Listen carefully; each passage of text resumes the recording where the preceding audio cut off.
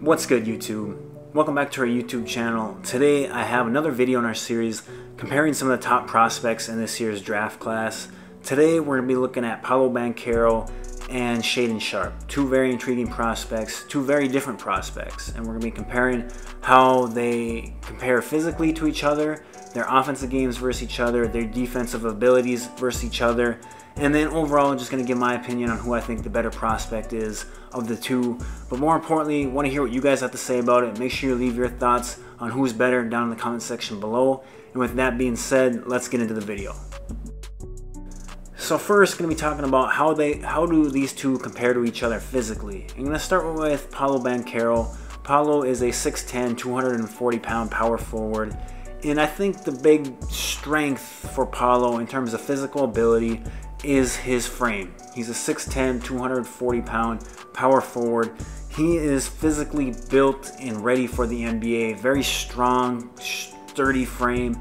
Can take the punishment, I think, of the NBA right away. There's no need to get him in the weight room and get him stronger or add weight or anything like that.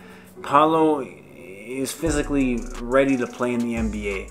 Now, the downside with Paolo is that he's probably an average athlete. He's not someone who has a very quick first step. He's not someone who moves well laterally, and he's not someone who's going to be playing a ton above the rim. He's not the most explosive in traffic. And so the big thing with Paolo is his size and frame and NBA readiness in terms of physical profile.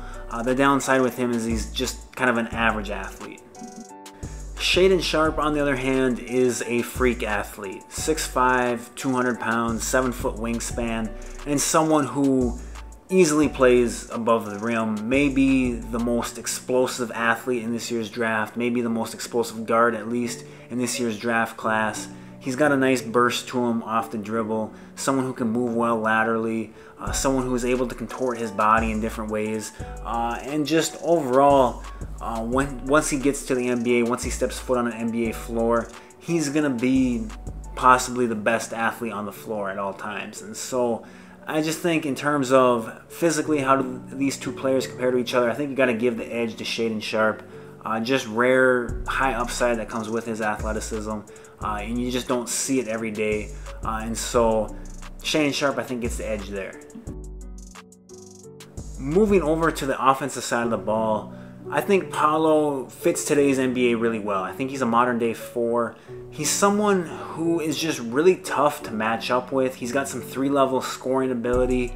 He's tough to match up with because if you put a smaller guy on him or someone who doesn't just weigh a ton, he can get to the hoop, he can score. He's not afraid to put his back to the basket and punish those smaller guys. Where I think Paolo is at his best, or will be at his best, is in that mid-range area. He can catch it in that mid-post area, face you up, and kind of just triple threat you to death. He's someone who is very capable of knocking down that 18-foot jumper. He can put the ball on the floor a couple times and get to his spot. He can hit some tough fadeaways or turn around jump shots from there. He can get to the hoop and finish there. And I think the 3-ball is a work in progress. He shot it all right at Duke. I think that he's going to be capable of knocking down standstill threes and can be very deadly in pick and pop situations and then attacking closeouts from there. Could be deadly in short roll situations, in those 4-on-3 situations where they kind of trap the ball handler and get it on the short roll.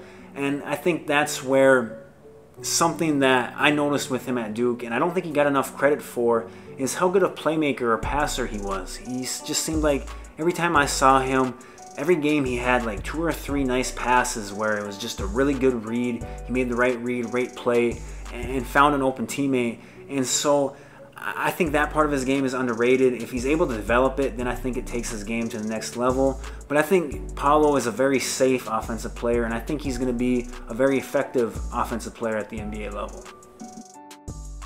Shaedon Sharpe, on the other hand, is kind of just the mystery of this year's draft class. It's just hard to say exactly what he can be. He said in interviews that he bases his game off of Bradley Beal and Devon Booker, and you can definitely see that in shades of his game in workouts and clips from the EYBL in high school. He's someone who, like Paolo, could be a very effective 3-level scorer. He's someone who, we've talked about his athleticism, can get up and down the floor, can play with the best of them above the rim and get to the hoop and finish there. And he's got all types of different finishes with his layup package. Again, another player who I think may be best suited for operating in that mid-range area. You can see those shades of Devin Booker and Bradley Beal there, where he's able to use his handle and get to his spots. He's someone who doesn't seem sped up a ton. And then, like Paolo, his 3-ball, I think, could be a work in progress. Maybe a matter of shot selection, but he's always been a pretty high difficulty shot taker, and so his percentages haven't always been the greatest at the high school level. But if he could just kind of fix that or take better shots, I think that his form and his mechanics look good, where he could be a very high 30, 40% three-point shooter. And so there's a lot to Shaedon Sharpe's game to like. He just seems like the modern day scoring 2-guard. He's got to work on his playmaking if he wants to really take his game to the next level. But Shaedon's just a mystery. There's not a lot else to really say about it. It's a mystery in terms of how his game is going to translate. But if it does translate, he could be easily the best offensive player in this year's draft class. In terms of who's the better defender of the two, that matchup is going to go to Shaedon Sharpe just kind of by default, just because Paolo does not project to be a good defender at the NBA level. He wasn't a good defender at Duke, showed really no interest in playing defense, and you combine that with the fact that physically he's going to have a really tough time staying with guys out on the perimeter. Just doesn't move well laterally. You could put him on some big guys and just kind of hang out in the paint, but I just think with how much pick and roll there is in today's NBA, he's going to really struggle defending that out on the perimeter. Now, Shaedon has shown some potential on the defensive end of the floor. He's got the length, he's got the athleticism to be a good defender. He's someone who at times can really affect shots at the rim for a person who plays the guard position, utilizing that athleticism. But he's also had defensive lapses and times where he's just seemed uninterested in playing defense in high school. And so, again, it's really based on potential there with Shaedon over Paolo, but both players could end up being bad defenders for all we know. Overall, who's the better prospect of the two, or who's the better player? Well, I think that Shaedon Sharpe's the better prospect of the two. I think he has a much higher ceiling than Paolo Banchero. I think Paolo is a pretty safe pick.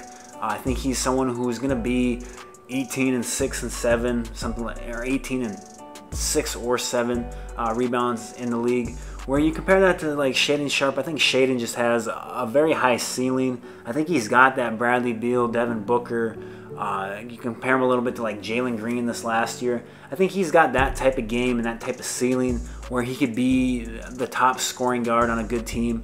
I think the big question mark with him is obviously, how is that game going to translate to the NBA level or against higher levels of competition? But also, it's going to be the playmaking. How does he improve his playmaking?